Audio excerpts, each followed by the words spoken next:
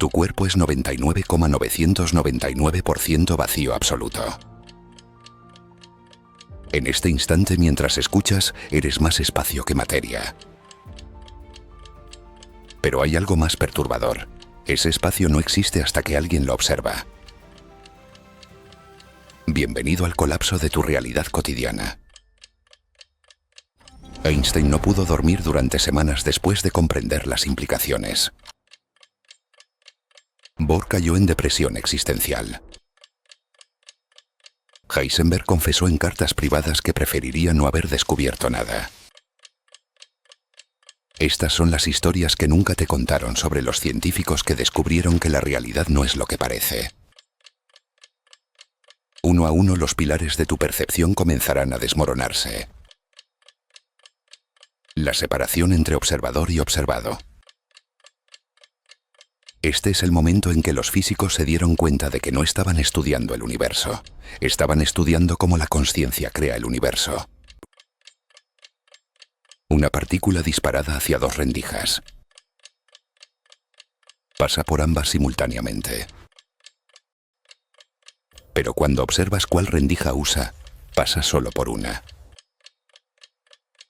Tu decisión de observar cambió retroactivamente el comportamiento del fotón. No es filosofía. Son 50.000 experimentos confirmados. La realidad espera tu permiso para existir. 86.000 millones de neuronas. Cada una conteniendo microtúbulos cuánticos procesando superposiciones de estados. Tu consciencia no emerge de tu cerebro. Tu cerebro es el dispositivo que colapsa probabilidades cuánticas en experiencia consciente. El observador y lo observado se fusionan en un solo campo. Algunos físicos nunca se recuperaron. Otros abandonaron la ciencia y se volvieron místicos. Varios destruyeron sus propias carreras académicas al confesar lo que realmente habían descubierto. Este es el costo cognitivo de comprender que tu consciencia no está en tu cerebro está en tu consciencia. Una realidad objetiva. 7.000 millones de cerebros observándola. Pero la física cuántica sugiere algo más perturbador. 7.000 millones de realidades coexistiendo, cada una colapsada por una consciencia diferente. La pregunta final no tiene respuesta reconfortante. ¿Estamos todos en el mismo universo? En este preciso instante, mientras escuchas estas palabras, tu cuerpo es 99,999% vacío absoluto. No es una metáfora poética ni una exageración para captar tu atención. Es física fundamental confirmada en millones de experimentos durante el último siglo. Si el núcleo de uno de tus átomos fuera del tamaño de una manzana, el electrón más cercano estaría en 15 kilómetros de distancia. Y entre esa manzana y ese electrón no hay nada. Literalmente nada. El espacio entre el núcleo y el electrón es más vacío que el espacio interestelar más profundo que la humanidad haya observado jamás. Pero hay algo mucho más perturbador que este vacío imposible. Ese electrón no existe en ningún lugar específico hasta que alguien lo observa. No es una limitación de nuestros instrumentos de medición ni un problema tecnológico que resolveremos en el futuro. Es una ley fundamental del universo confirmada experimentalmente más de 50.000 veces. El electrón existe como una nube de probabilidades difusa, ocupando simultáneamente todos los lugares posibles alrededor del núcleo. Solo cuando alguien decide mirarlo, cuando una consciencia interfiere con su existencia cuántica, el electrón colapsa en una posición específica. Tu mirada, tu atención, tu acto de observación consciente crea la ubicación del electrón. Crea, no descubre.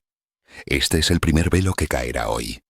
Ahora imagina que cada átomo de tu cuerpo contiene aproximadamente 30 electrones orbitando en este vacío imposible. Tu cuerpo está compuesto por 7.000 millones de billones de átomos. Multiplica esos 30 electrones por ese número astronómico y comprenderás la magnitud de lo que estoy a punto de revelarte. Cada uno de esos electrones no tiene posición definida hasta que es observado. Cada uno existe en superposición cuántica, en todos los lugares posibles simultáneamente. Tu cuerpo, tal como lo percibes sólido y definido, es una construcción emergente de innumerables colapsos cuánticos ocurriendo trillones de veces por segundo. La solidez que sientes al tocar una mesa no es materia tocando materia. Son campos electromagnéticos repeliendo otros campos electromagnéticos en un ballet cuántico de partículas que nunca se tocan realmente. Pero la pregunta que nadie te ha hecho nunca es esta. Si cada electrón necesita ser observado para colapsar en una posición específica, ¿quién está observando los trillones de electrones que componen tu cerebro en este mismo instante? ¿Quién colapsa las funciones de onda de las partículas que generan tus pensamientos mientras escuchas estas palabras? Tu consciencia no puede estar observando cada partícula individual de tu propio cerebro. Sería como intentar ver tus propios ojos sin un espejo. Y sin embargo, tu cerebro existe en un estado definido, colapsado, observable. Alguien o algo está mirando. Esta es la paradoja central que destruirá todo lo que creías saber sobre la relación entre consciencia y realidad física. En 1927, en el quinto Congreso Solvay celebrado en Bruselas, los físicos más brillantes del planeta se reunieron para debatir las implicaciones de la mecánica cuántica recién descubierta. Albert Einstein, Niels Bohr, Werner Heisenberg, Erwin Schrödinger, Max Born. Genios que habían revolucionado nuestra comprensión del universo en apenas 2 décadas. Las fotografías oficiales del Congreso muestran hombres serios, dignos, confiados en su dominio del conocimiento. Pero las cartas privadas que escribieron esa semana cuentan una historia radicalmente diferente. Einstein confesó mismo a un colega que no había dormido en 3 noches. Bohr admitió sentir que el suelo desaparecía bajo sus pies cada vez que contemplaba las ecuaciones. Heisenberg escribió en su diario personal que preferiría no haber descubierto su principio de incertidumbre, si eso significaba poder volver a creer en una realidad objetiva independiente del observador.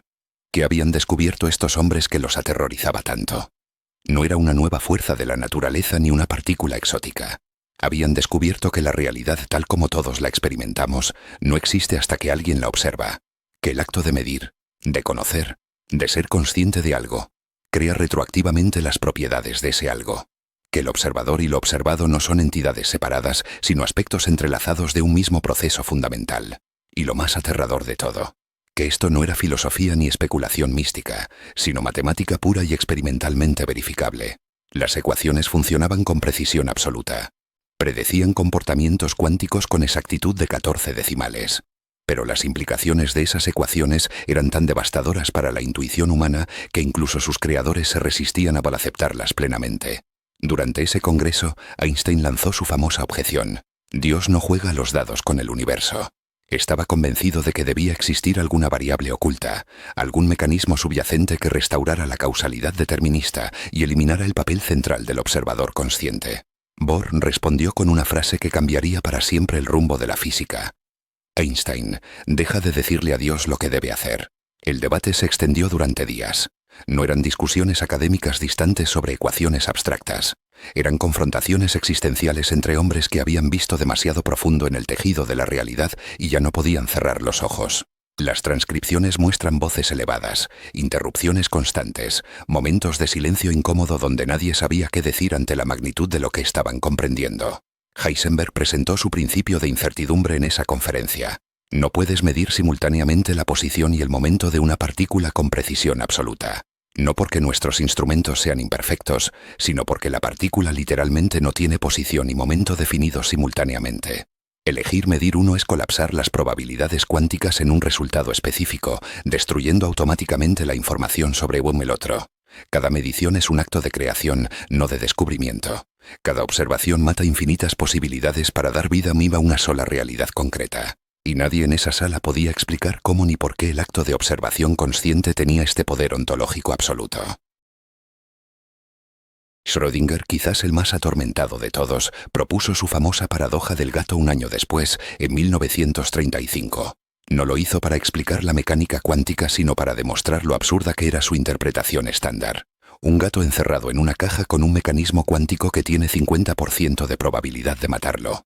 Según la interpretación de Copenhague, el gato está simultáneamente vivo y muerto hasta que abres la caja y lo observas. Tu acto de observación colapsa la superposición cuántica y decide retroactivamente si el gato vivió o murió. Schrödinger pensó que esto era tan ridículo que obligarían a los físicos a buscar una interpretación alternativa. En cambio, la comunidad científica abrazó la paradoja. Porque por más absurdo que sonara, las matemáticas y los experimentos no dejaban otra opción. Ahora regresa por un momento a tu propio cuerpo, a tu propia experiencia de este instante. Sientes el peso de tu cuerpo, la temperatura del aire, quizás el roce de la ropa contra tu piel. Cada una de esas sensaciones está siendo generada por innumerables interacciones cuánticas en tus células nerviosas. Cada sinapsis que transmite señales eléctricas en tu cerebro depende de túneles cuánticos de iones atravesando membranas celulares. Cada pensamiento que tienes mientras escuchas estas palabras emerge de cascadas cuánticas ocurriendo en los microtúbulos de tus neuronas. Y cada uno de esos procesos cuánticos requiere colapso de función de onda, requiere observación, requiere consciencia. La pregunta devastadora es esta: ¿tu consciencia emerge de esos procesos cuánticos? ¿O esos procesos cuánticos emergen de tu consciencia? ¿El cerebro genera la mente o la mente colapsa el cerebro en existencia? Los físicos del Congreso Solvay de 1927 no tenían respuesta. Los neurocientíficos de hoy, casi 100 años después, siguen sin tenerla. Pero hay algo que sabemos con certeza absoluta. Sin observador consciente no hay colapso cuántico. Y sin colapso cuántico no hay realidad definida. Solo probabilidades fantasmales superpuestas en un limbo matemático. Esto no es el comienzo de un documental reconfortante sobre ciencia. Es el inicio de una excavación arqueológica en los fundamentos de tu existencia. Cada capa que removamos revelará algo más imposible, más perturbador, más incompatible con todo lo que tu educación te enseñó sobre el mundo.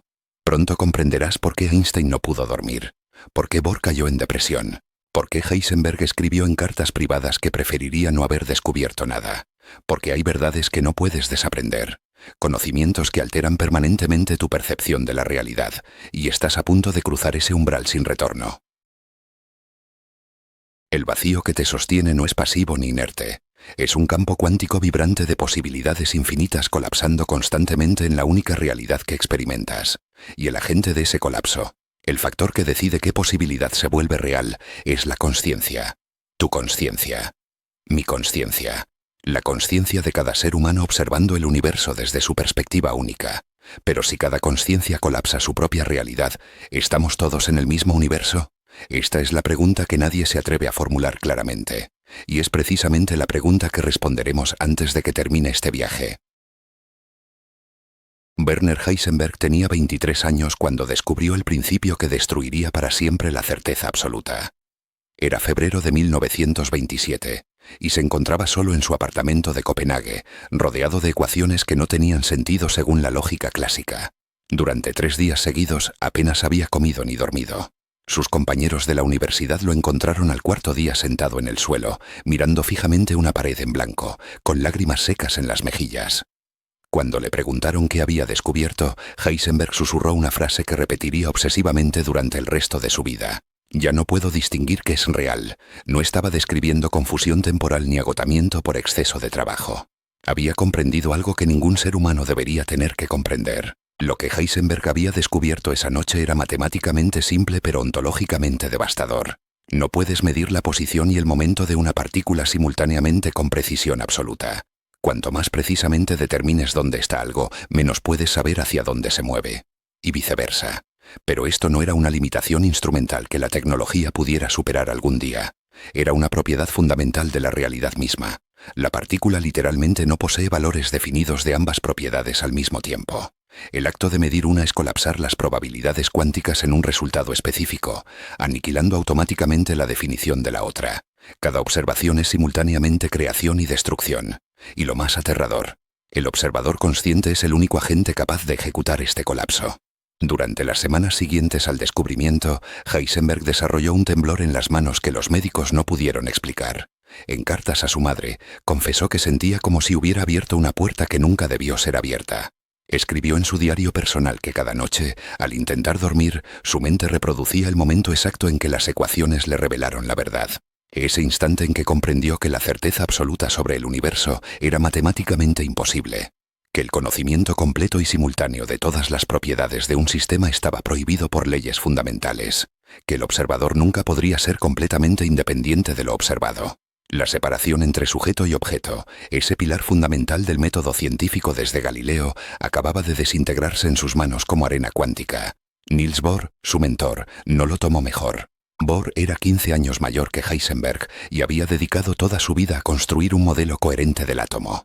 Cuando comprendió plenamente las implicaciones del principio de incertidumbre, entró en lo que su esposa describió como un colapso nervioso silencioso. Durante 2 meses, Bohr apenas salió de su estudio. Llenó docenas de cuadernos con diagramas obsesivos intentando encontrar alguna escapatoria, alguna interpretación alternativa que preservara la realidad objetiva independiente del observador. No la encontró. En cambio, desarrolló lo que más tarde se conocería como la interpretación de Copenhague. La función de onda colapsa en el momento de la medición consciente. Antes de eso, solo existe una superposición probabilística fantasmal de todos los estados posibles. El observador no descubre la realidad preexistente. El observador crea la realidad al mirarla. Bohr presentó esta interpretación en una conferencia en 1927. Las fotografías de ese evento muestran a un hombre demacrado, con ojeras profundas y una expresión de derrota existencial en el rostro. Los asistentes reportaron que su voz temblaba mientras hablaba. Varios físicos abandonaron la sala antes de que terminara. No por falta de rigor científico, sino porque las implicaciones eran demasiado perturbadoras para procesarlas. Un testimonio escrito de esa conferencia describe el momento exacto en que Bohr pronunció la frase clave. La realidad cuántica no existe hasta que es observada. El silencio que siguió duró más de un minuto completo. Nadie sabía qué decir. Todos comprendieron que algo fundamental acababa de romperse en la estructura conceptual del universo físico. Erwin Schrödinger reaccionó de manera diferente pero igualmente devastadora. Después de formular su ecuación de onda en 1926, pasó meses intentando interpretarla de manera que preservara la continuidad de la realidad física. Quería creer que su ecuación describía ondas reales de materia propagándose por el espacio, que las partículas eran simplemente paquetes de onda localizados pero continuos, que todo seguía siendo determinista y objetivo. Max Born destruyó esa esperanza al demostrar matemáticamente que la función de onda de Schrödinger no representaba una onda física real, sino una onda de probabilidad. Una distribución matemática de posibilidades superpuestas que colapsan en el instante de la observación consciente. Schrödinger quedó tan horrorizado por esta interpretación que llegó a decir públicamente: si tenía que saber qué iba a llevar a estas malditas cuantizaciones, nunca me habría trabajado en esto. La crisis existencial de Schrödinger culminó en 1935 con su famosa paradoja del gato. No fue un experimento mental para explicar la mecánica cuántica, sino un intento desesperado de demostrar que la interpretación de Copenhague era absurda. Un gato en una caja con un mecanismo cuántico que podría matarlo. Según Bohr y Heisenberg, el gato estaría simultáneamente vivo y muerto hasta que alguien abriera la caja y lo observara. Schrödinger pensó que esta imagen era tan ridícula que obligaría aún a los físicos a rechazar la interpretación estándar. En cambio, la comunidad científica abrazó la paradoja, porque por más grotesca que sonara, era la única interpretación consistente con todas las observaciones experimentales. El gato está vivo y muerto al mismo tiempo, hasta que abres la caja. Entonces tu conciencia, tu acto de observación, decide retroactivamente cuál de las dos posibilidades se vuelve real. Schrödinger nunca se recuperó completamente de esa derrota conceptual. En cartas privadas escritas años después, confesó que deseaba de haber estudiado botánica en lugar de física, que habría preferido una vida catalogando plantas, seguro en la solidez de la materia orgánica, antes que en enfrentarse a las implicaciones ontológicas de la superposición cuántica. Desarrolló insomnio crónico. Sus colegas reportaron que a menudo lo encontraban despierto a las 3 de la madrugada, mirando fijamente ecuaciones como si esperara que revelaran algún secreto adicional. Pero el secreto ya había sido revelado. La realidad no existe como entidad independiente objetiva. Existe como potencialidad cuántica que requiere observación consciente para colapsarse en actualidad concreta. Albert Einstein, quizás el más famoso disidente, libró una batalla intelectual de décadas contra esta interpretación. Su famosa frase «Dios no juega ni a los dados» no era una objeción religiosa, sino una declaración de fe en la causalidad determinista. Einstein estaba convencido de que debía existir alguna capa más profunda de realidad, alguna variable oculta que restaurara el determinismo y eliminara el papel central del observador consciente. Dedicó los últimos 30 años de su vida buscando esa teoría alternativa. Desarrolló experimentos mentales cada vez más sofisticados para demostrar que la mecánica cuántica estaba incompleta. El más famoso fue la paradoja EPR de 1935, donde intentó demostrar que dos partículas entrelazadas requerirían comunicación instantánea a distancia si la interpretación de Copenhague fuera correcta. Einstein pensó que esto era tan absurdo que probaba que la teoría cuántica estaba mal. Pero los experimentos posteriores demostraron que Einstein estaba equivocado, y la naturaleza era aún más extraña de lo que él temía.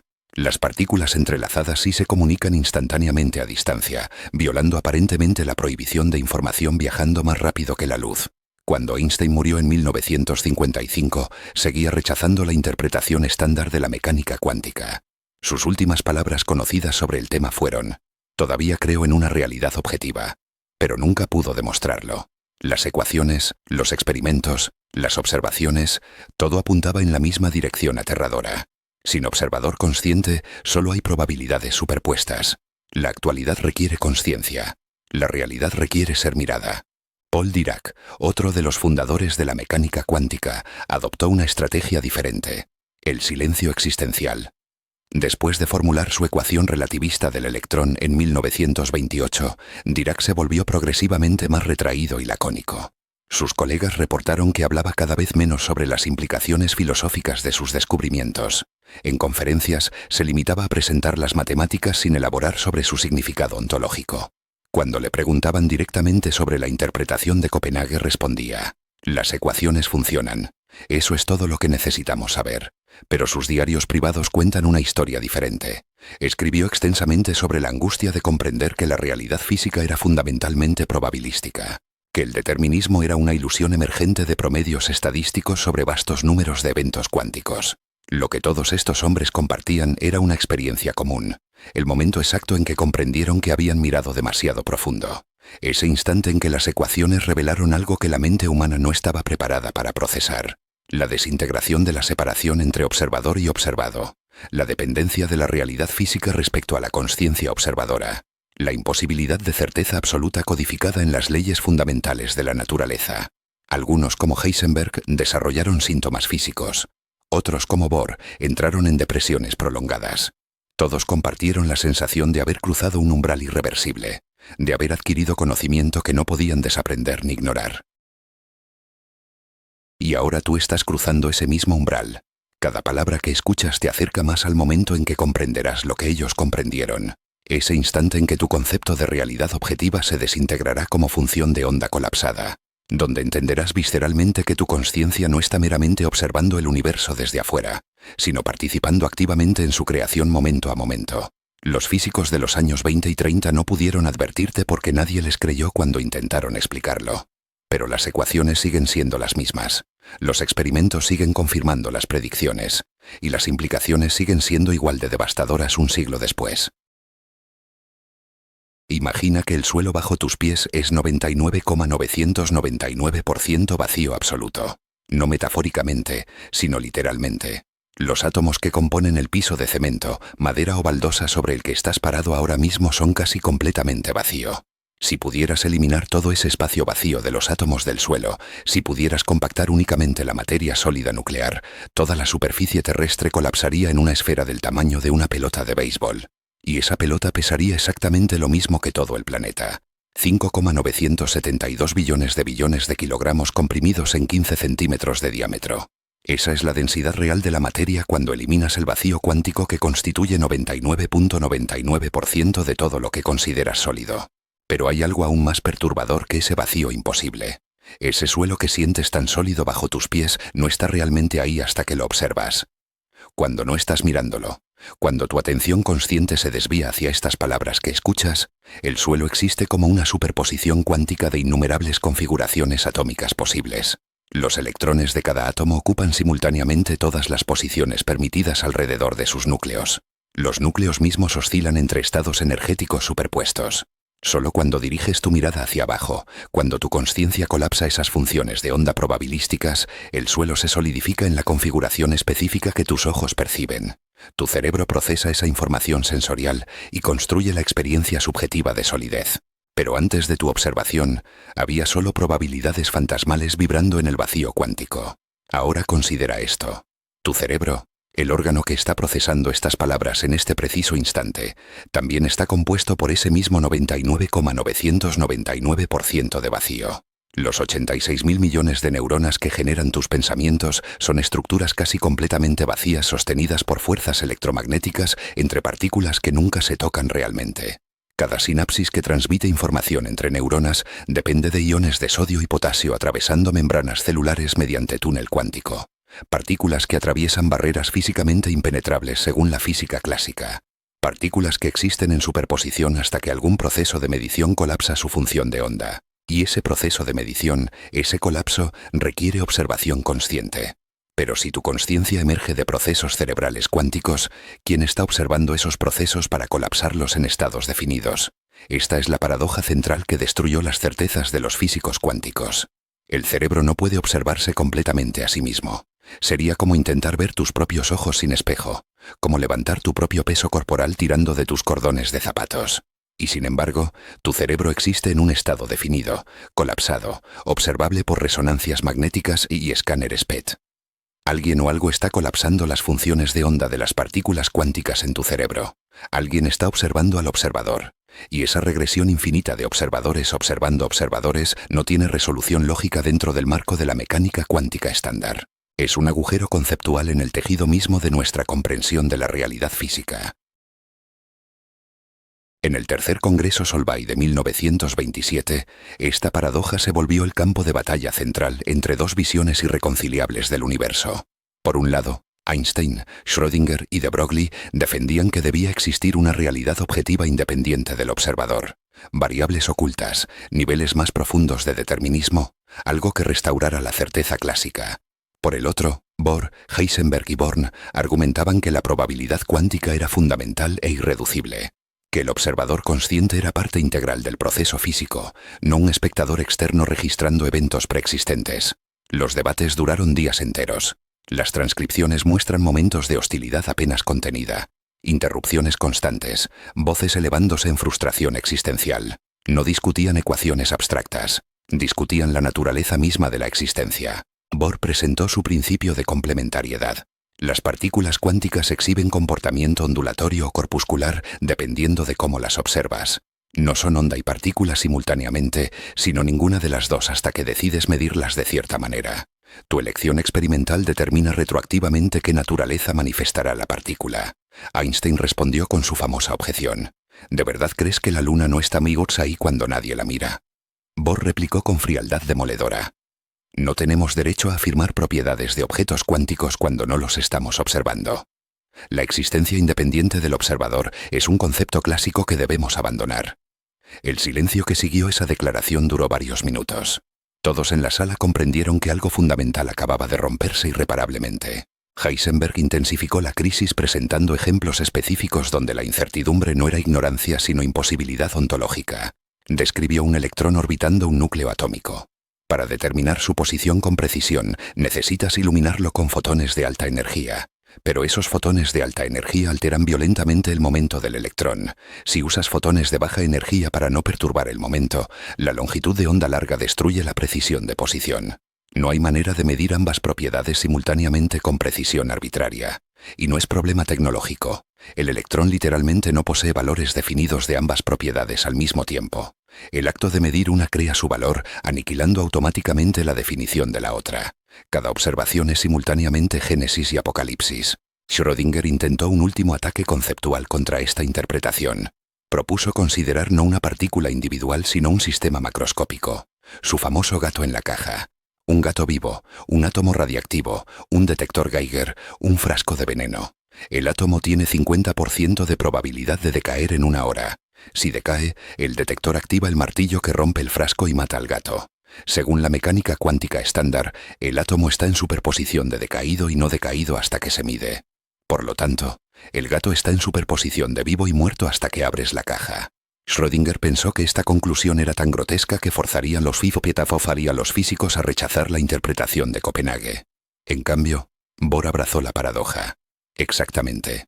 El gato está vivo y muerto hasta que observas. Tu consciencia colapsa la superposición y decide retroactivamente cuál fue la historia real del gato. La reacción de la audiencia fue mixta entre horror y fascinación. Algunos físicos abandonaron la sala, incapaces de procesar las implicaciones. Otros se quedaron paralizados, contemplando el abismo ontológico que acababa de abrirse. Einstein se puso de pie y pronunció una de sus frases más famosas. Dios no juega malos dados con el universo.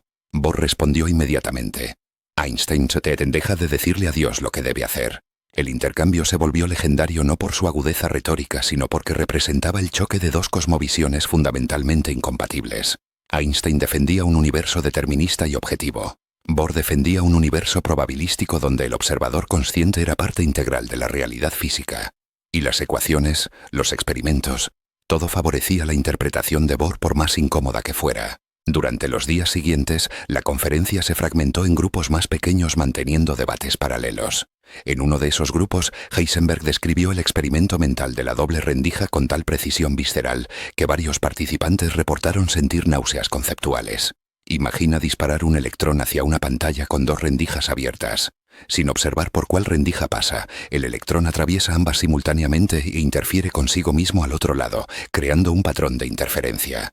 Imposible para una partícula clásica. Pero si colocas un detector en una de las rendijas para observar por dónde pasa, el patrón de interferencia desaparece. El electrón pasa por una rendija o la otra, nunca por ambas.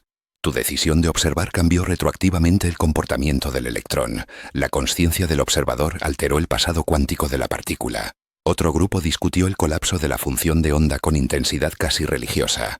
Wolfgang Pauli argumentó que el colapso debía ocurrir en algún nivel físico objetivo, quizás cuando la superposición cuántica interactúa con un sistema suficientemente grande. Pero Heisenberg demostró matemáticamente que no existe tal nivel objetivo. El colapso ocurre precisamente en el momento de la observación consciente, no antes ni después. La cadena causal puede extenderse. El electrón entrelaza con el detector entrelaza con el aparato de medición, el aparato entrelaza con el ambiente. Pero en algún punto, una consciencia debe observar el resultado final. Y solo entonces, retroactivamente, toda la cadena colapsa en una historia clásica definida.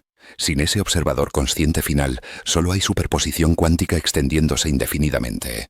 Para cuando el congreso terminó, ningún físico salió con sus certezas intactas.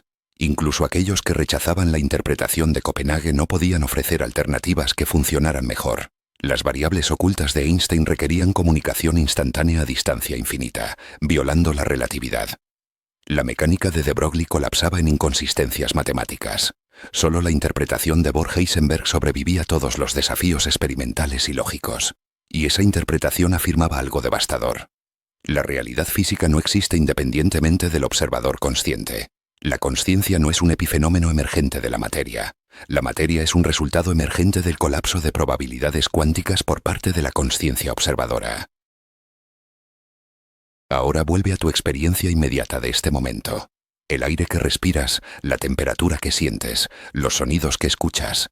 Cada sensación está siendo construida por tu cerebro a partir de señales eléctricas transmitidas por nervios. Esas señales dependen de procesos cuánticos en tus células nerviosas. Procesos que requieren colapso de función de onda. Colapso que requiere observación consciente. Pero tu consciencia emerge de esos mismos procesos cerebrales cuánticos. Es una recursión infinita sin punto de apoyo lógico. Y sin embargo funciona. De alguna manera tu experiencia consciente de este instante es real, sólida, indudable, aunque toda la física fundamental sugiere que debería ser imposible. Thomas Young realizó el primer experimento de doble rendija en 1801, 225 años antes de que existiera la mecánica cuántica. Estaba intentando demostrar que la luz se comportaba como onda, no como partícula. Construyó una pantalla con dos rendijas paralelas y proyectó luz a través de ellas.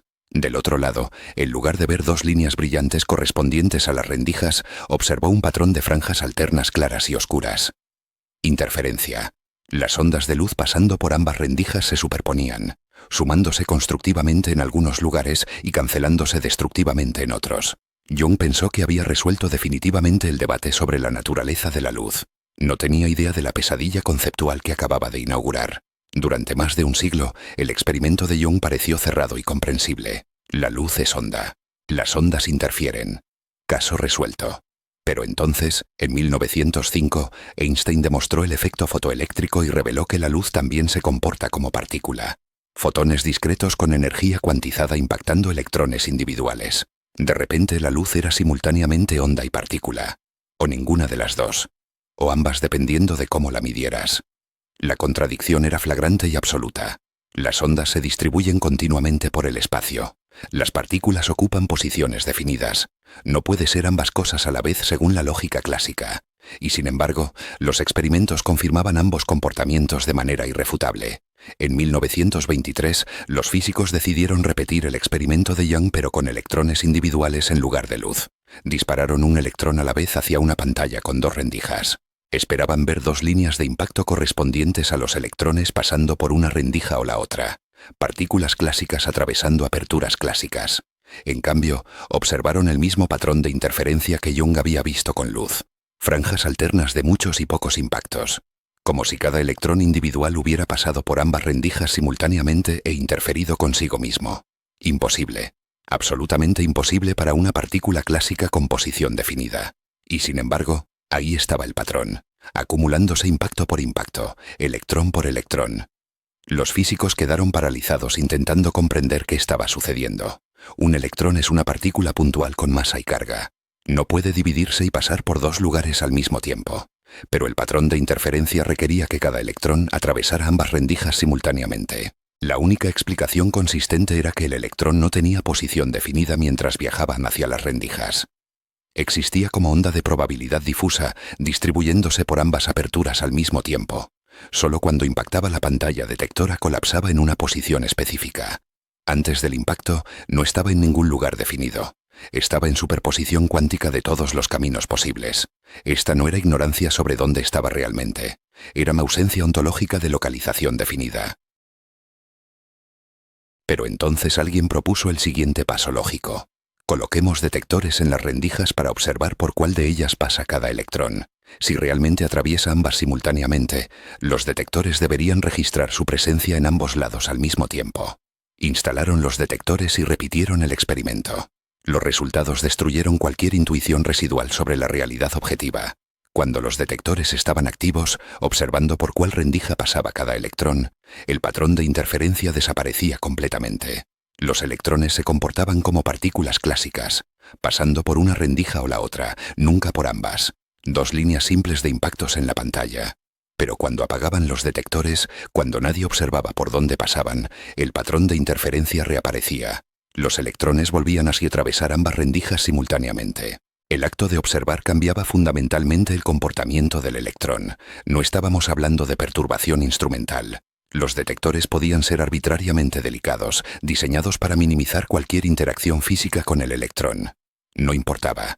Si había observación, el electrón se comportaba como partícula localizada. Si no había observación, se comportaba como onda distribuida.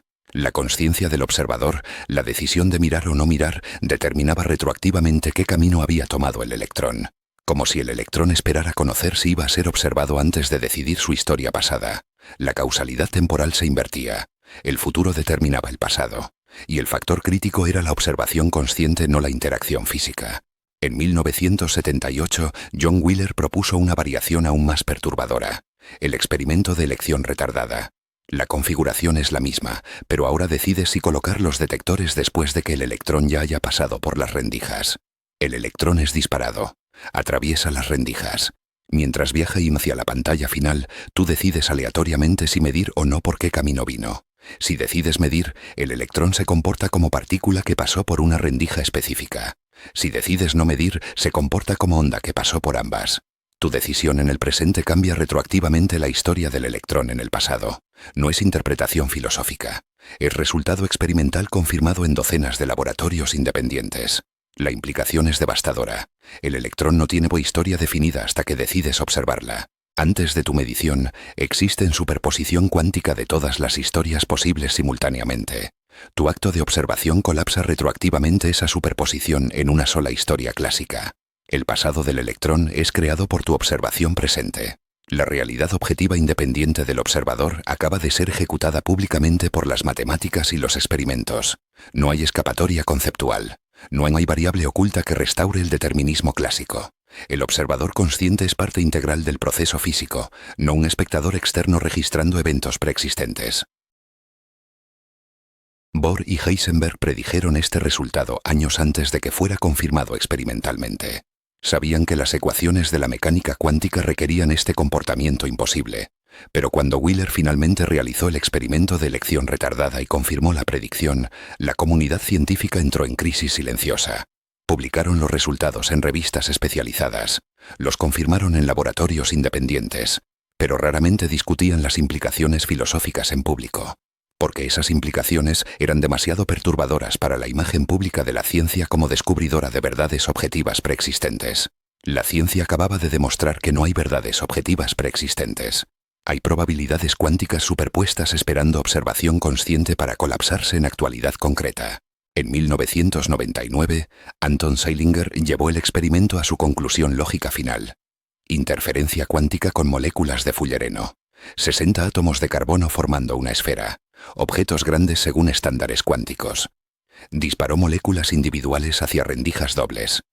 Observó patrones de interferencia perfectos. Cada molécula de fullereno, conteniendo 60 núcleos y cientos de electrones, atravesaba ambas rendijas simultáneamente e interfería consigo misma. Luego agregó observación. Iluminó las rendijas con luz láser para detectar por dónde pasaban las moléculas. El patrón de interferencia desapareció instantáneamente. Las moléculas comenzaron a comportarse como partículas clásicas localizadas. El mismo resultado inexplicable. La observación colapsa la superposición. La consciencia del observador determina qué tipo de realidad se manifiesta. Zeilinger fue más allá. Demostró entrelazamiento cuántico con fotones separados por 143 kilómetros. Dos partículas creadas simultáneamente, enviadas en direcciones opuestas. Mides la polarización de una. Instantáneamente, la otra adquiere polarización correlacionada. Más rápido que la luz. Violando aparentemente la relatividad. Einstein lo había llamado acción fantasmal a distancia y lo consideraba absurdo. Pero Zeilinger lo confirmó experimentalmente con precisión absoluta. Las partículas entrelazadas no son dos entidades separadas. Son un solo sistema cuántico distribuido espacialmente. La separación espacial es ilusión clásica. A nivel cuántico fundamental, no hay distancia entre las partículas entrelazadas. Y el colapso de una colapsa instantáneamente la otra, sin importar cuántos kilómetros las separen. Estos experimentos se han realizado más de 50.000 veces en variaciones cada vez más sofisticadas. Con fotones, electrones, átomos, moléculas. Con distancias que van desde micrómetros hasta cientos de kilómetros. Con decisiones de medición tomadas por generadores cuánticos de números aleatorios para eliminar cualquier sesgo humano. Con elecciones retardadas implementadas después de que la luz ya había recorrido distancias astronómicas. Todos confirman el mismo resultado imposible. El observador consciente colapsa la función de onda. La realidad cuántica no existe en estado definido hasta que es observada. Tu decisión de mirar crea retroactivamente la historia del sistema observado. No hay teoría alternativa que explique estos resultados sin invocar el papel fundamental del observador consciente. Las variables ocultas de Einstein fueron matemáticamente refutadas por el teorema de Bell en 1964 y experimentalmente refutadas por Alain Aspect en 1982. La interpretación de muchos mundos de Everett evita el colapso postulando infinitas ramificaciones del universo, pero no explica por qué tú experimentas solo una rama específica. La decoherencia cuántica explica cómo emergen comportamientos clásicos de superposiciones cuánticas, pero no resuelve el problema de la medición, solo la interpretación de Copenhague, con el observador consciente colapsando la función de onda, permanece consistente con todos los datos experimentales. Ahora considera lo que esto significa para tu experiencia de este momento. Los fotones que impactan tu retina no tienen propiedades definidas hasta que tu sistema visual los observa. Los electrones que transmiten señales en tu nervio óptico existen en superposición hasta que algún proceso neuronal los colapsa. Cada pensamiento que tienes mientras escuchas estas palabras emerge de cascadas cuánticas colapsando trillones de veces por segundo en tu cerebro. Y cada colapso requiere observación consciente. Tu experiencia de la realidad no es recepción pasiva de información preexistente. Es colapso activo y continuo de probabilidades cuánticas en actualidad concreta. Eres creador, no espectador. Tu cerebro contiene 86.000 millones de neuronas. Cada neurona está conectada a otras 10.000 neuronas en promedio. Eso significa aproximadamente 860 billones de conexiones sinápticas procesando información simultáneamente en este preciso instante mientras escuchas estas palabras. Cada sinapsis transmite señales mediante liberación de neurotransmisores que atraviesan el espacio sináptico y se unen a receptores en la neurona postsináptica. Todo esto parece biología celular ordinaria hasta que examinas el mecanismo con mayor resolución. Entonces descubres que cada paso crítico de la transmisión sináptica depende de procesos cuánticos que no deberían ser posibles a temperatura corporal. En 1994, el físico matemático Roger Penrose y el anestesiólogo Stuart Hameroff propusieron algo que la comunidad científica consideró inicialmente absurdo. La consciencia emerge de computación cuántica ocurriendo dentro de microtúbulos neuronales. Los microtúbulos son estructuras cilíndricas huecas compuestas por proteínas tubulina. Forman el citoesqueleto de las neuronas, proporcionando soporte estructural y transporte intracelular. Penrose y Hameroff argumentaron que estos microtúbulos no son meramente soporte mecánico sino procesadores cuánticos. Cada tubulina puede existir en superposición de dos conformaciones estructurales, y en un microtúbulo típico hay millones de moléculas de tubulina entrelazadas cuánticamente, procesando información en superposición antes de colapsar en estados clásicos definidos. La objeción estándar a esta teoría era el problema de la decoherencia. Los sistemas cuánticos son extremadamente frágiles. La interacción con el ambiente cálido y húmedo destruye rápidamente la superposición cuántica, colapsándola en estados clásicos. A temperatura ambiente se asumía que la decoherencia ocurriría en femtosegundos, billonésimas de segundo, demasiado rápido para procesar cualquier computación cuántica significativa. Los críticos argumentaban que la consciencia no podía basarse en procesos cuánticos porque el cerebro es demasiado cálido, demasiado húmedo, demasiado ruidoso.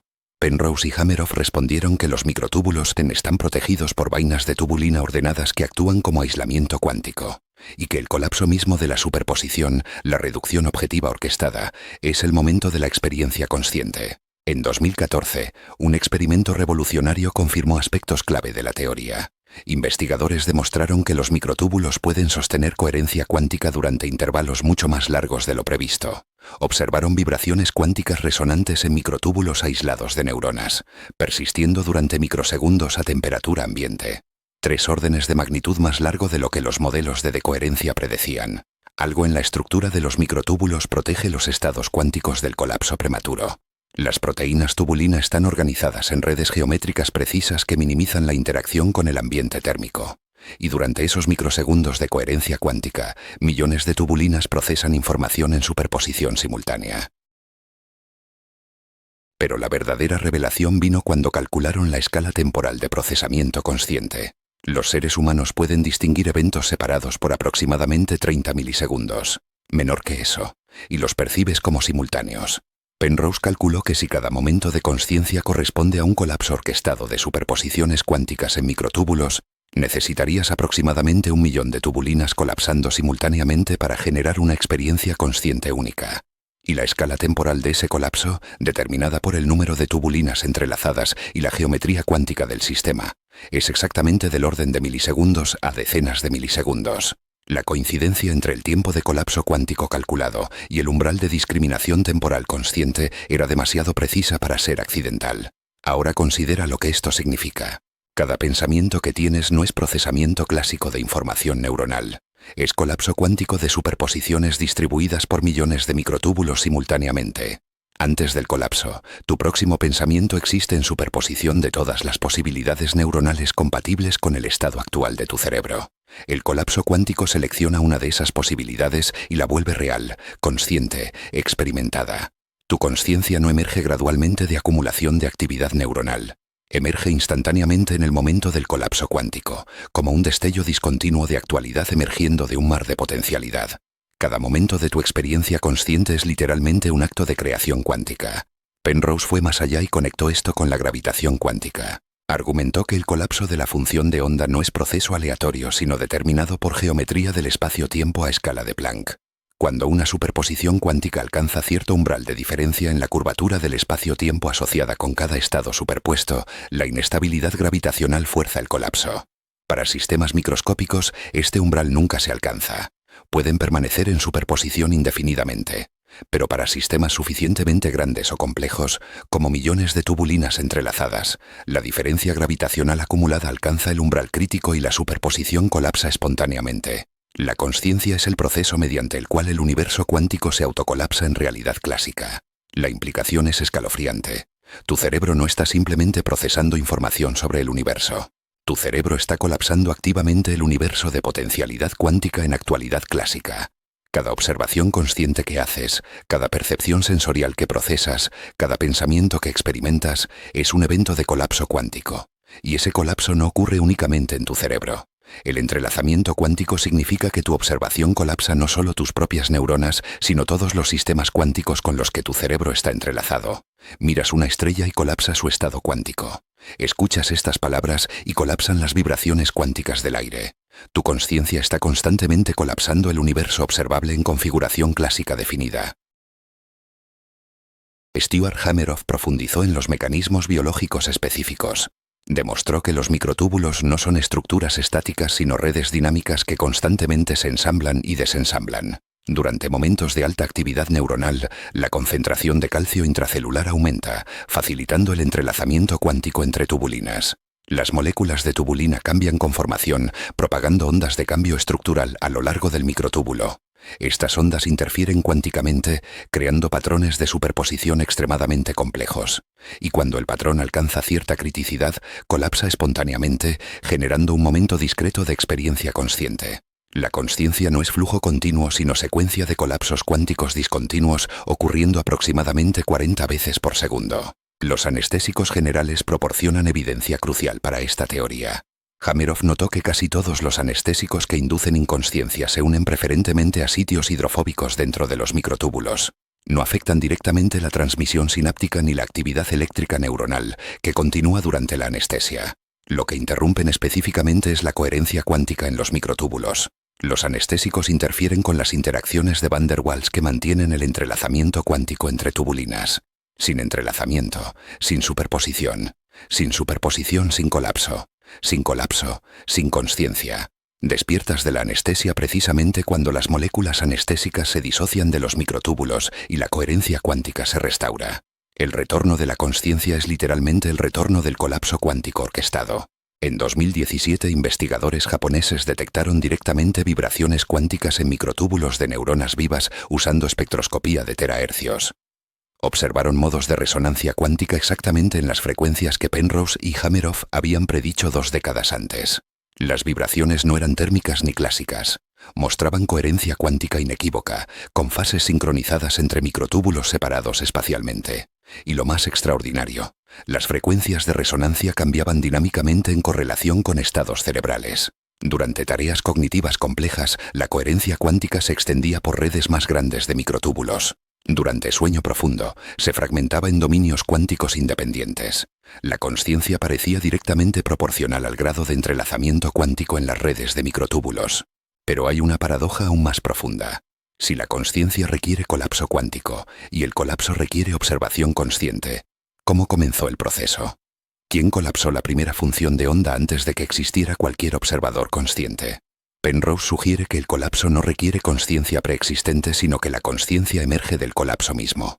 El universo primitivo existía en superposición cuántica de todos los estados posibles. A medida que la complejidad aumentaba mediante evolución cosmológica, surgieron estructuras capaces de sostener entrelazamiento cuántico a escalas cada vez mayores. Eventualmente, en organismos biológicos suficientemente complejos, el entrelazamiento alcanzó el umbral crítico donde el colapso autoinducido genera experiencia consciente. La consciencia es propiedad emergente de sistemas cuánticos superando cierto umbral de complejidad entrelazada. Ahora regresa a tu experiencia inmediata. El pensamiento que acabas de tener mientras escuchabas esa última frase no existía hace un segundo. Emergió como colapso cuántico de superposición en tus microtúbulos neuronales. Antes del colapso, existía solo como potencialidad. Uno entre millones de pensamientos posibles que podrías haber tenido. El colapso seleccionó este pensamiento específico y lo volvió real, consciente tuyo. Y ese acto de colapso no ocurrió únicamente en tu cerebro. Mediante entrelazamiento cuántico con el ambiente, tu observación consciente colapsó simultáneamente estados cuánticos en el aire que te rodea, en los objetos que percibes, en los fotones que impactan tu retina. Tu consciencia está constantemente colapsando pequeñas regiones del universo de potencialidad en actualidad. Pero aquí está la pregunta final que nadie puede responder completamente. Si cada cerebro colapsa su propia región del universo cuántico en realidad clásica, ¿están todos esos colapsos creando la misma realidad? ¿O cada consciencia colapsa su propio universo privado, ligeramente diferente de todos los demás? Los experimentos muestran que diferentes observadores midiendo el mismo sistema cuántico obtienen resultados correlacionados. Pero esa correlación podría ser resultado de entrelazamiento previo entre los cerebros de los observadores mediante interacciones pasadas. No prueba que todos experimentemos objetivamente el mismo universo. La posibilidad permanece abierta. 7.000 millones de cerebros colapsando 7.000 millones de universos ligeramente diferentes. Superpuestos, entrelazados, pero no idénticos. Y tú nunca podrás saber con certeza si lo que yo llamo rojo es exactamente lo mismo que tú llamas rojo. Porque cada experiencia consciente es colapso cuántico privado, inaccesible directamente a cualquier otro observador. Eugene Wigner recibió el Premio Nobel de Física en 1963 por sus contribuciones a la teoría de simetría cuántica. 30 años después, en una entrevista poco conocida, confesó algo que sorprendió a la comunidad científica. Ojalá nunca hubiera comprendido completamente las implicaciones de mi propio trabajo. No era falsa modestia ni senilidad. Era la confesión genuina de un hombre que había mirado demasiado profundo en el abismo cuántico y nunca recuperó completamente su sensación de realidad sólida. Wigner había formulado el famoso experimento mental del amigo de Wigner, que demostraba que dos observadores conscientes podían experimentar diferentes realidades cuánticas simultáneamente. La implicación era clara. La realidad objetiva única compartida por todos los observadores no existe, y esa comprensión lo atormentó durante décadas. Wigner describió el experimento con precisión devastadora. Un observador dentro de un laboratorio aislado mide el spin de un electrón y observa que está orientado hacia arriba. Para él, la función de onda ha colapsado y el spin está definitivamente arriba. Pero un segundo observador fuera del laboratorio, que no tiene acceso a esa información, debe describir todo el sistema como todavía en superposición cuántica. Para el observador externo, tanto el electrón como el primer observador y su percepción consciente de spin arriba están en superposición con la versión donde el spin está abajo. Dos observadores conscientes, dos realidades diferentes, no como interpretaciones subjetivas de una realidad objetiva compartida, sino como realidades cuánticamente diferentes. La paradoja es irresoluble dentro de la mecánica cuántica estándar. Las consecuencias personales para Wigner fueron severas.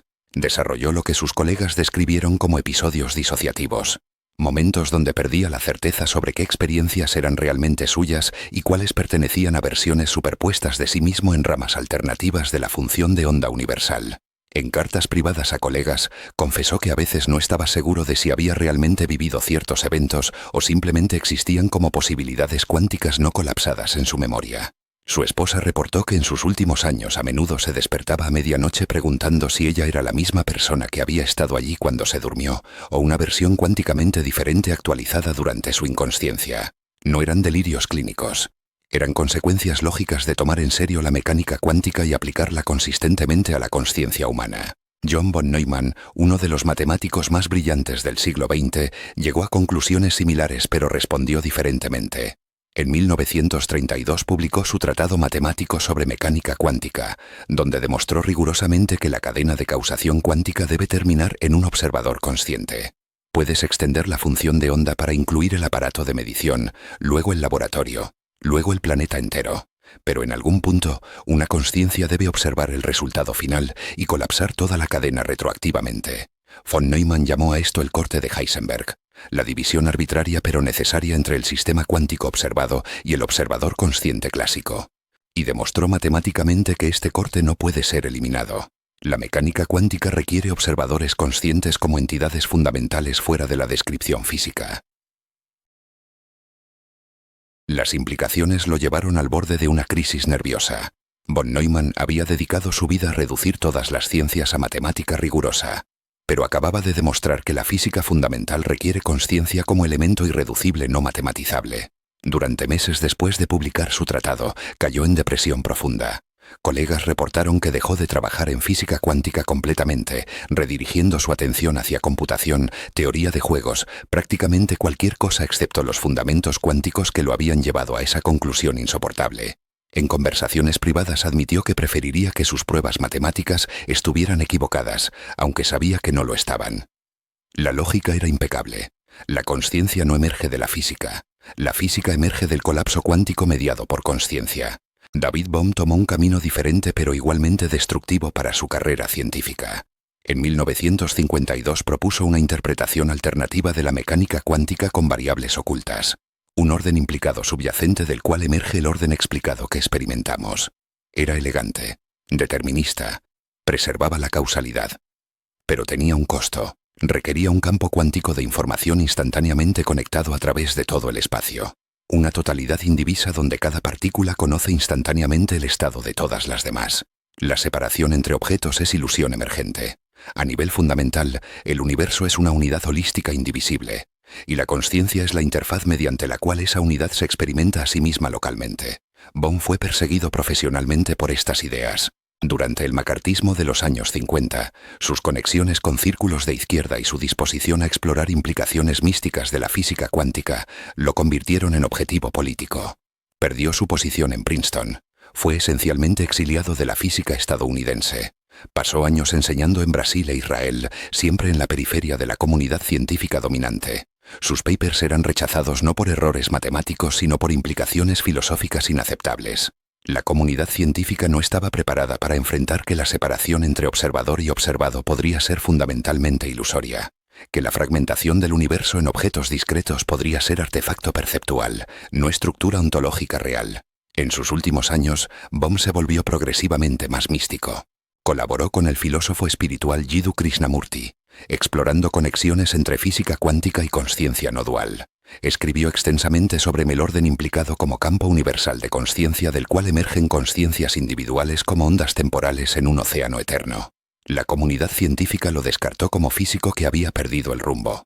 Pero Bohm insistía que simplemente estaba siguiendo las implicaciones lógicas de sus propias ecuaciones hasta sus conclusiones inevitables. Si la teoría cuántica es correcta y su interpretación de variables ocultas también lo es, entonces la separación entre tu consciencia y la mía es tan ilusoria como la separación entre dos electrones entrelazados. Somos perturbaciones locales en un campo de consciencia único, universal, atemporal. Fritz London y Edmond Bauer publicaron en 1939 un análisis del problema de la medición cuántica que los convirtió en parias académicos. Argumentaron explícitamente que la consciencia del observador es el factor que colapsa la función de onda. No el aparato de medición, no la interacción física, sino la percepción consciente del resultado. Escribieron: la consciencia del observador crea la realidad observada. Era declaración demasiado directa, demasiado honesta sobre lo que las matemáticas realmente implicaban. Fueron atacados por colegas como místicos disfrazados de científicos. Ambos vieron sus carreras estancarse, papers rechazados, propuestas de financiamiento denegadas, invitaciones a conferencias canceladas. El mensaje era claro. Puedes creer que la consciencia colapsa la función de onda, pero no puedes decirlo en público si quieres mantener respetabilidad científica.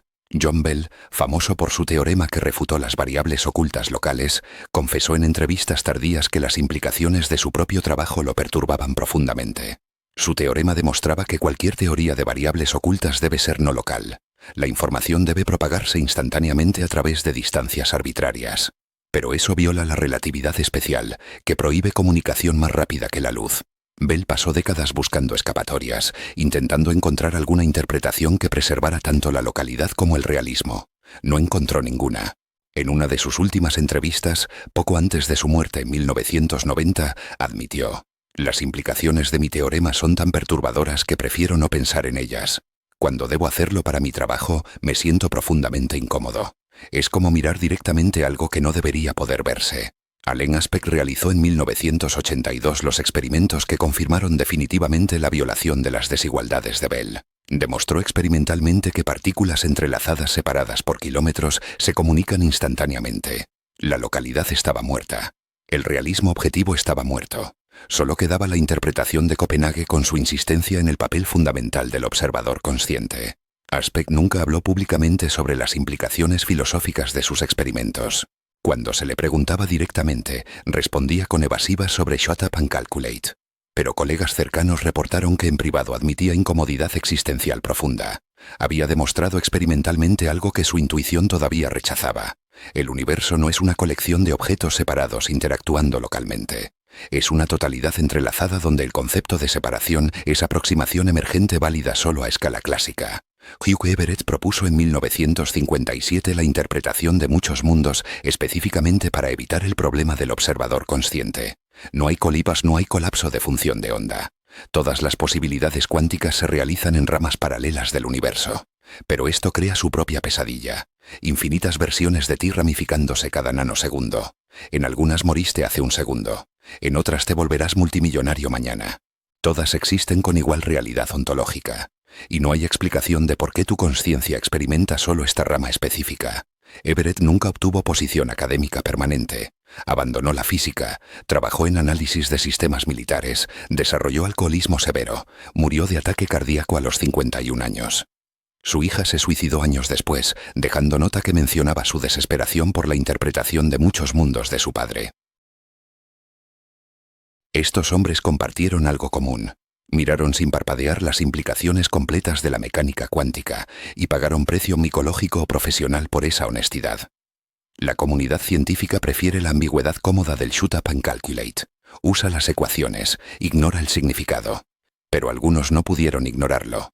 Vieron que la separación entre consciencia y realidad física es ilusoria, que el observador y lo observado son aspectos de proceso único, que tu experiencia consciente no es recepción pasiva de realidad preexistente sino colapso activo de potencialidad en actualidad, y ese conocimiento los cambió irreversiblemente. Algunos cayeron en depresión, otros en misticismo. Todos perdieron la inocencia epistemológica de creer en realidad objetiva independiente de observadores conscientes. Ahora tú también has cruzado ese umbral. En este preciso instante, aproximadamente 8.000 millones de seres humanos están vivos en este planeta. Cada uno posee un cerebro con 86.000 millones de neuronas. Cada neurona contiene millones de microtúbulos procesando información en superposición cuántica. Y cada uno de esos cerebros está colapsando constantemente funciones de onda cuánticas en realidad clásica observable. 8.000 millones de observadores conscientes. 8.000 millones de agentes de colapso cuántico. 8.000 millones de centros de perspectiva desde los cuales el universo se observa a sí mismo. La pregunta que nadie ha podido responder definitivamente es esta. ¿Están todos esos colapsos creando la misma realidad? ¿O cada consciencia colapsa su propio universo privado, entrelazado pero no idéntico a todos los demás? La mecánica cuántica estándar asume que existe una función de onda universal que describe el estado de todo el universo simultáneamente. Cada observación consciente colapsa una porción de esa función de onda, actualizando el estado cuántico global. Bajo esta interpretación, todos los observadores comparten el mismo universo cuántico y sus colapsos individuales son eventos coordinados dentro de una sola realidad compartida. Pero esta interpretación tiene un problema fundamental. Requiere que todos los colapsos cuánticos ocurran simultáneamente desde la perspectiva de algún observador privilegiado externo al universo. Y la relatividad especial prohíbe la simultaneidad absoluta. Eventos que son simultáneos para un observador ocurren en secuencia temporal diferente para observadores en diferentes marcos de referencia. No existe el aura universal compartido por todos los observadores. Esto significa que el colapso cuántico para tu consciencia y el colapso cuántico para mi consciencia no pueden ser absolutamente simultáneos. Existen en una relación temporal ambigua determinada por nuestros estados de movimiento relativos. Pero si los colapsos no son simultáneos, entonces hay momentos donde tu consciencia ha colapsado cierta región del universo, pero la mía todavía la tiene en superposición. Durante esos intervalos temporales ambiguos, literalmente experimentamos diferentes realidades cuánticas. Tu universo está colapsado en una configuración específica. El mío todavía existe como superposición probabilística de configuraciones alternativas. No son interpretaciones diferentes de la misma realidad. Son realidades cuánticamente diferentes existiendo simultáneamente en el multiverso relativista. Wheeler y Feynman exploraron esta paradoja en los años 60 mediante su teoría del absorbedor. Argumentaron que las interacciones cuánticas no tienen dirección temporal intrínseca. Una partícula emitida hacia el futuro es matemáticamente idéntica hasta una antipartícula absorbida desde el futuro. La causalidad temporal emerge de condiciones de frontera cosmológicas, no de leyes físicas fundamentales. Aplicado a la consciencia, esto sugiere que tu observación presente colapsa no solo el estado cuántico actual, sino toda la historia cuántica pasada del sistema observado. Y ese colapso retroactivo debe ser consistente con todos los demás colapsos realizados por todas las demás consciencias que han observado ese sistema. El universo es autoconsistente pero no único. Es una red de historias cuánticas colapsadas compatibles, coordinadas mediante entrelazamiento entre consciencias observadoras. Pero aquí está el problema devastador. Dos observadores midiendo el mismo sistema cuántico pueden obtener resultados diferentes y ambos estar correctos según sus propias ramas de la función de onda. El experimento mental del amigo de Wigner lo demuestra inequívocamente. El observador dentro del laboratorio mide spin arriba y para él eso es realidad absoluta. El observador fuera del laboratorio, sin acceso a esa información, debe describir el sistema completo como todavía en superposición. Ambas descripciones son correctas según la mecánica cuántica. Ambas son predicciones válidas de observaciones futuras, pero son mutuamente incompatibles como descripciones de una sola realidad objetiva.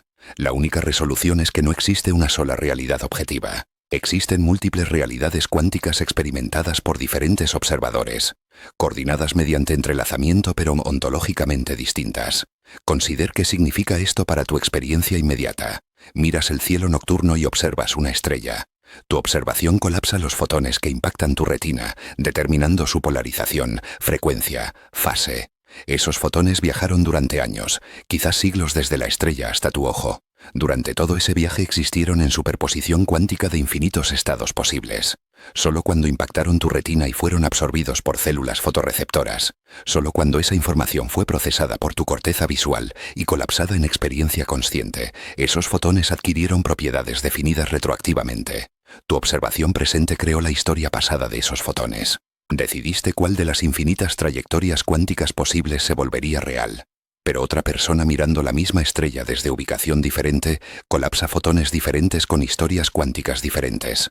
Su observación crea trayectorias fotónicas diferentes, polarizaciones diferentes, fases diferentes. Ambos ven la misma estrella según percepción clásica macroscópica. Pero a nivel cuántico fundamental, han colapsado configuraciones cuánticas diferentes del campo electromagnético estelar. Sus observaciones son entrelazadas mediante el hecho de que ambos están observando fotones emitidos por la misma fuente. Ese entrelazamiento asegura que sus experiencias sean compatibles estadísticamente. Ambos ven la estrella en la misma ubicación angular del cielo. Ambos perciben aproximadamente el mismo color y brillo. Pero los detalles cuánticos precisos son diferentes. Han colapsado universos cuánticos ligeramente diferentes. Ahora multiplica esto por 8.000 millones de observadores conscientes colapsando constantemente sus propias regiones del universo cuántico. Cada consciencia es centro de colapso, propagándose hacia afuera a la velocidad de la luz. Tu esfera de colapso se expande continuamente, actualizando constantemente el estado cuántico de todas las partículas dentro de tu horizonte causal. Mi esfera de colapso hace lo mismo independientemente. Nuestras esferas se solapan en regiones de espacio-tiempo compartidas, creando interferencia entre nuestros colapsos. Esa interferencia es lo que experimentamos como realidad compartida objetiva. Pero no es objetividad en sentido clásico de existencia independiente de observadores. Es consenso cuántico emergente de entrelazamiento entre múltiples consciencias colapsando compatiblemente. La interpretación de muchos mundos de Everett ofrece perspectiva alternativa igualmente perturbadora. No hay colapso de función de onda.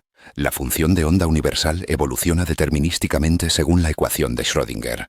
Todas las posibilidades cuánticas se realizan en ramas paralelas del multiverso. Tu consciencia no colapsa nada. Simplemente se entrelaza con el sistema observado, ramificándose en versiones paralelas de ti mismo experimentando todos los resultados posibles simultáneamente. En una rama viste espina arriba, en otra viste espina abajo. Ambas versiones de ti existen con igual realidad ontológica, y cada versión cree subjetivamente que su resultado fue el único real. La ramificación ocurre a cada instante, con cada proceso cuántico en tu cerebro.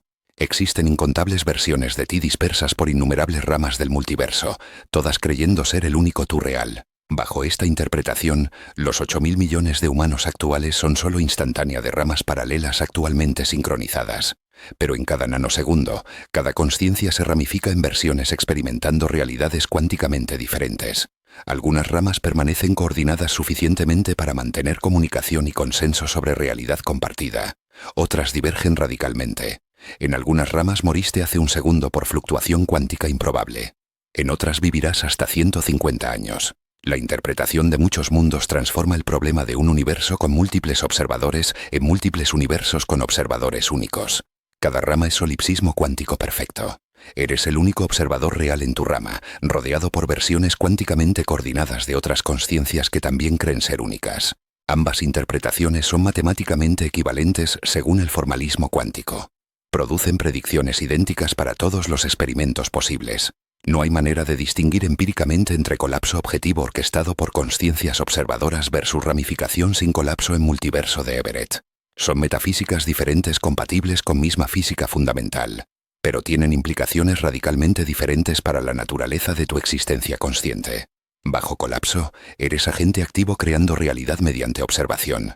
Bajo muchos mundos, eres pasajero pasivo fragmentándose en infinitas versiones paralelas sin control sobre cuál experimentarás subjetivamente.